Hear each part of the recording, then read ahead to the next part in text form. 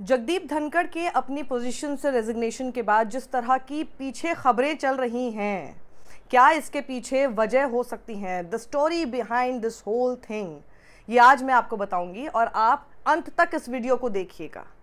मैं आपको बताना चाहती हूँ, ये कोई भी इंफॉर्मेशन आपको किसी न्यूज़ चैनल्स पर नहीं मिलेगी, क्योंकि खबर हम तक ये भी है कि उन सब लोगों को बोल दिया गया है कुछ नहीं कहना, कुछ नहीं करना। इसलिए आप देखेंगे न्यूज़ चैनल्स पर फोकस सारा ये है अगला वीपी कौन होगा।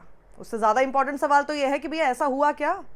और दूसरी बात, एक और इम्पॉर्टेंट चीज़ जिसके ऊपर भी मैं आपकी नज़र डालना चाहती हूँ कि आप ये चेंज ऑफ हार्ट ऑपोजिशन का धनखड़ की तरफ देख रहे हैं। भाई आप सोचिए, 6 महीने पहले तक जो अपोजिशन पार्टीज जिन जगदीप धनखड़ के खिलाफ नो कॉन्फिडेंस मोशन लाना चाहती थी, अचानक से 6 महीने बाद उनको ही रेजिग्नेशन देना पड़ जाता है because of the fall out with the government. जो रीजंस है मैं आपको आगे बताऊंगी, लेकिन वहीं पर ये कांग्रेस उनके लिए इस तरह के लंबे लंबे निबंध लिख रही है जैसे कि भैया इनको मनाना चाहिए, इनको प्लीज वापस लाइए, ये तो देश हित में होगा। जयराम रमेश का जरा आप ये ट्वीट देखिए, कांग्रेस की तरफ से लगातार जगदीप धनखड़ के सपोर्ट में आया जा रहा है और सपोर्ट में आते हुए देखिए किस तरह की बातें बोल रहे हैं। मैं तो जब ये लिख रहे हैं कि भैया किसी भी तरह से, आप सोचिए जयराम रमेश के ये जो शब्द हैं, इन शब्दों पर आप ज़रा गौर कीजिए। मैं आपको दिखाती हूँ, हाईलाइट करके लिखते हैं, ये समय अटकलें लगाने का नहीं है। श्री जगदीप धनखड़ ने सरकार और विपक्ष दोनों को समान रूप से आड़े हाथों लिया है। अरे बाप रे, आपने श्री श्री 1008 नहीं लगा दिया, ये बहुत बड़ी बात है। तो हम हर पहलू पर चर्चा करेंगे। जगदीप धनखड़ का ये इस्तीफा क्यों हुआ है या कराया गया है, इसके ऊपर भी चर्चा करेंगे। लेकिन साथ ही ये भी बात नहीं भूलनी चाहिए कि यही ऑपोजिशन जगदीप धनखड़ के पूरे कॉन्डक्ट के खिलाफ था और बिल्कुल गलत नहीं था उनका ये सोचना या फिर उनका खिलाफ होना, क्योंकि जगदीप धनखड़ के खिलाफ कह सकते हैं he was a complete disgrace to his own post. Constitutional post पर रहते हुए मुझे नहीं लगता कि हमारी भारत के इतिहास में इस तरह के कोई भी वाइस प्रेसिडेंट रहे हों या जो because of his position ex officio chairman होते हैं राज्यसभा के, जिन्होंने इतना पक्षपाती रवैया किया हो। और सिर्फ पक्षपाती नहीं, उनकी लैंग्वेज। और जब जयराम रमेश ये बोलते हैं कि अच्छा बड़े निष्पक्ष थे और सरकार हो या फिर ऑपोजिशन हो बिल्कुल एक ही तरह उन लोगों को लताड़ते थे या फिर उन लोगों से कहते थे, बात करते थे, तो ये ज़रा एक क्लिप देख लीजिए इस बात को गलत साबित करने के लिए। एक छोटा सा क्लिप मैं आपको दिखा देती हूँ। You should replace, one second Jairam Ramesh, you are so intelligent, so gifted, so talented, you should immediately come and take seat in place of Mr. Khadge. Because by and large you are doing his job. Sir मेरा time का ध्यान रखिएगा, मेरे time का। खड़गे जी आप सोचिए, खड़गे जी, खड़गे जी, don't bring that Varna क्या? still in your mind that Varna system is there. That's why you are calling Ramesh. He's a very intelligent, very that, and I am dull, so that No, he no, should no, be no, replaced. no, no. One second. और इसीलिए कांग्रेस की तरफ से अब ये कही जा रही बात गले नहीं उतरती है। अब वही मैं बोल देती हूँ कि आखिर ये कांग्रेस का आपको चेंज ऑफ हार्ट क्यों दिख रहा है। जगदीप धनखड़ जो कि ब्लू आइड बॉय थे मोदी सरकार के, जिनको पहले आप ये कह सकते हैं कि जगदीप धनखड़ हो सकता है कि आज आकर आपके सामने विक्टिम कार्ड खेलें, लेकिन वो कोई भी विक्टिम नहीं थे। उन्होंने हमेशा मलाई खाई है, जितना डिजर्व करते थे उससे ज़्यादा उनको हमेशा मिला है। उनको पहले पश्चिम बंगाल के गवर्नर के तौर पर हमने देखा है, तब भी कितने फॉल आउट उनके ममता बनर्जी की सरकार के साथ होते थे। आज की डेट में आपने इस तरह के क्लैशेस नहीं सुने होंगे ममता बनर्जी और गवर्नर के बीच में, जितना जगदीप धनखड़ के समय पर होता था। और पूरी तरह से मोदी सरकार उनके साथ तटस्थ खड़ी रही, अपने शख्स को, अपने गवर्नर को हमेशा सपोर्ट करती रही, बचाती रही। और सिर्फ इतना ही नहीं, उनको एलिवेट कर दिया, वाइस प्रेसिडेंट तक बना दिया। जब उसके बाद हमने उनकी इतनी झुकी हुई स्पाइन देखी थी, आज अचानक से ये सीधी हो गई, अचानक से सेशन शुरू होते ही ये सीधी हो गई। तो क्या भारतीय जनता पार्टी ही खुद नहीं चाह रही थी जगदीप धनखड़ को? क्या इनको हटाया जाता उससे पहले इन्होंने रेजिग्नेशन दे दिया? और इनको क्यों हटाया जाता? खबरें ये आ रही हैं कि पिछले कई महीनों से ये क्या कर रहे थे, जो मैंने बताया आपको कि 6 महीने के बीच में क्या ट्रिगर हुआ। 6 महीने के बीच में ये ट्रिगर हुआ कि ये खुद ही ऑपोजिशन लीडर्स को बुला बुला के मीटिंग्स कर रहे थे। खबरें ये हैं, सूत्रों के हवाले से मैं आपको, और बहुत ही जिसे कहते हैं ना रिलायबल सोर्सेज के हवाले से मैं आपको ये खबर बता रही हूँ कि जगदीप धनखड़ ऑपोजिशन लीडर्स को बुला के मीटिंग्स करते थे, एमपीज को बुला के मीटिंग करते थे। और सिर्फ इतना ही नहीं कर रहे थे, मीटिंग करते हुए वो उन लोगों को बेसिकली बोल रहे थे कि वो किस तरह से बीजेपी के एलाइज से बात करें और सब लोगों को मोदी सरकार के खिलाफ भड़काने के लिए और इकट्ठे आने के लिए ये सब चीज़ें वो कर रहे थे, जो हो सकता है कि ऑपोजिशन सपोर्टर्स को लग रहा हो कि फिर सही कर रहे थे। लेकिन अगर आप देखें तो वो वाइस प्रेसिडेंट रहते हुए, राज्यसभा के चेयरमैन रहते हुए, जिस तरह से कॉन्डक्ट उनका पहले भी क्वेश्चनेबल था, उसी तरह से ये कॉन्डक्ट भी उनका क्वेश्चनेबल था। और ये खबरें पहुंच गई ऊपर तक। ये ऑपोजिशन लीडर्स के साथ मीटिंग करते हुए उन मीटिंग में बैठकर लगातार नरेंद्र मोदी के खिलाफ लैश आउट कर रहे थे, बोल रहे थे।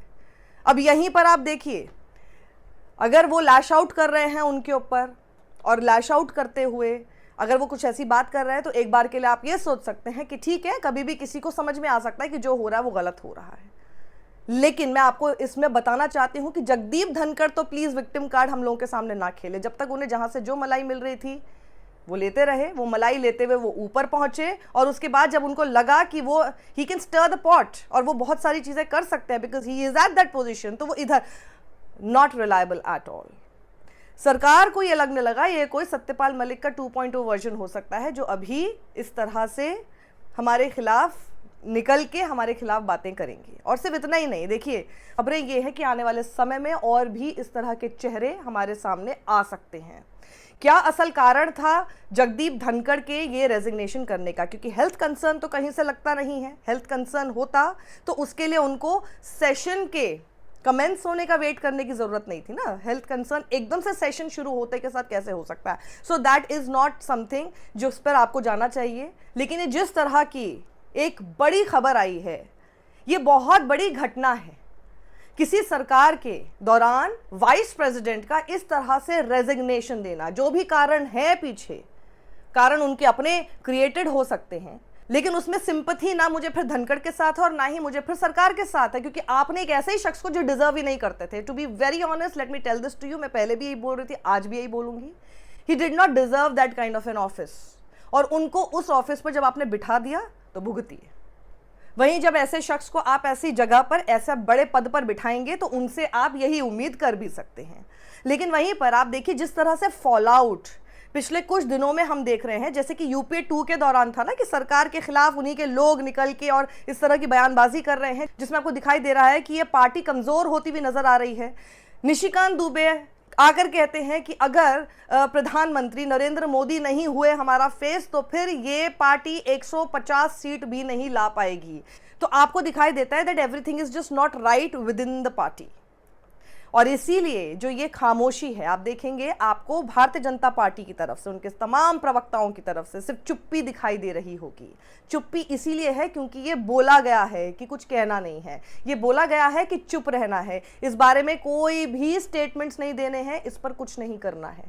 अब देखिए, अगर मान लीजिए हमारे देश का मीडिया सही बहस कर रहा होता, हमारे देश का मीडिया हर तरह के मुद्दों पर निष्पक्षता से रिपोर्ट कर रहा होता, तो वो जाहिर सी बात है इस मुद्दे पर दिन भर, जैसे किसी एक टॉपिक को जब इनके एजेंडा से जुड़ा हुआ होता है उसको लीच की तरह पकड़ लेते हैं और दिन भर उसी पर बात करते रहते, बहस करते रहते। तो इस पर भी इसी तरह से करते।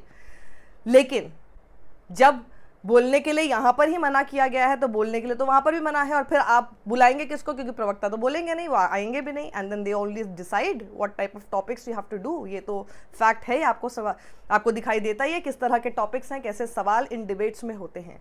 तो इनका मुद्दा थोड़ा बहुत उसको छुएंगे और उसके बाद सारी बहस इस तरफ चली जाएगी और जा ही रही है कि जी अगला वीपी कौन होगा। अरे वीपी तो जो भी होगा, ये बात तो है ही कि इस वक्त एक डर्थ ऑफ पीपल हो गया है भारतीय जनता पार्टी में। इनके पास कोई लोग नहीं है। भारतीय जनता पार्टी के प्रेसिडेंट पद पर अभी तक कोई वैसे ही नहीं है। अब ये एक और क्राइसिस इनके सामने है और हर बार एक नाम हमारे सामने आता है, जेपी नड्डा, या फिर बोलेंगे राजनाथ सिंह। अगर राजनाथ सिंह वहां, तो फिर आप सोचिए ना, फिर आप इधर से उधर ही लोगों को बिठाएंगे because you don't have people with you.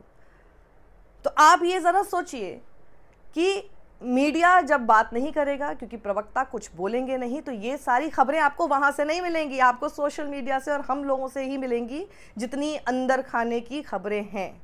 उसके साथ ही मैं बोलते हुए ये भी बोल दूँ, एक बार फिर मैं रिपीट कर रही हूँ, आई don't have any sympathies with Jagdeep Dhankhar, because मैं आपको बताना चाहती हूँ जिस तरह से कांग्रेस अब उनके सपोर्ट में आगे से विरोध करना है, क्योंकि आपका काम है सरकार की के कुछ भी हो रहा है उसको लेकर आपको विरोध करना है, बिल्कुल बात सही है, आप करेंगे, दैट्स योर पॉलिटिक्स, पर कम से कम शब्दों का तो चयन ठीक कर लीजिए। आप हमारे सामने ये कैसे बोल रहे हैं जिनके खिलाफ खुद 6 महीने पहले तक नो कॉन्फिडेंस मोशन लाने की तैयारी कर रहे थे, जिनके ऊपर इतने आरोप आप खुद लगा चुके हैं बायसनेस के, जिनकी खुद आप मिमिक्री कर चुके हैं, हाँ आप उनका मजाक बना चुके हैं, and you never liked him, none of you have ever liked him, और अचानक से आप ऐसे लंबे लंबे निबंध प्रवचन के तौर पर उनके लिए लिखेंगे कि एकदम देख के लगेगा अरे बाप रे, तो साक्षात भगवान ही यहाँ पर थे जिनको हटा दिया गया, श्री श्री 1008 नहीं लगाया, यही इन पे गनीमत रही। तो इस तरह की बात बोलेंगे तो ये कभी गले से नीचे नहीं उतरेगी। I don't have sympathy for any kind of such person, deserve ही नहीं करते थे उस पोजीशन पर आना, उनको पश्चिम बंगाल का भी गवर्नर बना दिया, वो भी बड़ी चीज़ थी। अब क्या होगा मैं आपको बता देती हूँ, अब वो किसान पुत्र कृषक ये सारे शब्दों का इस्तेमाल और जयराम रमेश ने शुरू कर दिया, कांग्रेस शुरू कर रही है। पहले जगदीप धनखड़ अपने लिए ये इस्तेमाल करते थे ऑपोजिशन के खिलाफ, जब वो उनको कुछ बोलते थे तो अपना किसान कार्ड वो तब खेलते थे, और अब ये किसान कार्ड ऑपोजिशन उनके पक्ष में आने के लिए कर रही है। तो ऐसी क्या सांठगांठ इनकी ऑपोजिशन के साथ थी जिसकी वजह से जगदीप धनखड़ को, इससे पहले कि वो एक बड़ा कारण बन जाए पार्टी के लिए एम्बैरसमेंट का, कि उनसे रेजिग्नेशन कराया गया। और भी बहुत सारी डिटेल्स जैसे जैसे हम तक पहुंचेंगी हम आप तक पहुंचाते रहेंगे। नेक्स्ट वीडियो देखना मत भूलिएगा, उसमें मैं जगदीप धनखड़ पुराण आपको दिखाऊंगी। कितने अच्छे ये राज्यसभा के चेयरमैन के तौर पर थे, वो आपको एक एक क्लिप देखने को मिलेगी और उसके बाद खुद जज कीजिएगा कि आखिर ऑपोजिशन क्यों इनको इस तरह से सपोर्ट करने में लगा हुआ है, जबकि हम खुद देख चुके हैं कि किस तरह का उसमें तो होना चाहिए ना, फीलिंग ऐसी आनी चाहिए, गुड रिडंस। सवाल कीजिए जैसे मैं सवाल कर रही हूँ, बिल्कुल सरकार में क्या प्रॉब्लम हो रही है, ये एक बड़ा फैसला, ये एक बड़ा इंसिडेंट है बिकॉज ऑफ दैट पोस्ट, लेकिन बिकॉज ऑफ दैट पर्सन मुझे उनका सपोर्ट करने की ज़रूरत नहीं है, या फिर किसी को उनका सपोर्ट इसलिए करने की ज़रूरत नहीं है क्योंकि अब वो विक्टिम कार्ड खेलेंगे और खेलना शुरू हो चुके होंगे शायद जब तक मैं वीडियो बना रही हूँ, लेकिन उनका पास्ट नहीं भुलाया जा सकता है ना। हाँ, because of that post it is a very big story, बड़ी घटना है, और इसके लिए मोदी सरकार में बहुत कुछ ठीक नहीं है, उसको दिखाने के लिए ये एक ट्रेलर है। इस पर बोलिए, ऑपोजिशन को इस पर बोलना चाहिए, पर अचानक से इनका ऐसे हृदय परिवर्तन हो गया और ये बहुत अच्छे लगने लग गए, तो हमारे भी गले से नहीं उतरेगा, क्योंकि इस तरह के एक्शंस इवन ऑपोजिशन के कभी नहीं रहे हैं उनके लिए। आप मेरी राय से सहमत हैं क्या? आप मेरी बातों से सहमत हैं और जो मैं आपको खबर बता रही हूँ, तो आप कमेंट बॉक्स में अपनी राय ज़रूर दीजिएगा। वहीं इस वीडियो को ज़्यादा लोगों तक पहुँचाइए, क्योंकि मैं सच बता रही हूँ, इन्हीं सब माध्यमों से, मेरे माध्यम से, सोशल मीडिया से ही आपको असल खबर पता चल पाएगी, न्यूज़ चैनल्स में नहीं मिलने वाली आपको। तो ये शेयर कीजिए ज़्यादा से ज़्यादा लोगों के साथ। सत्यमेव जयते।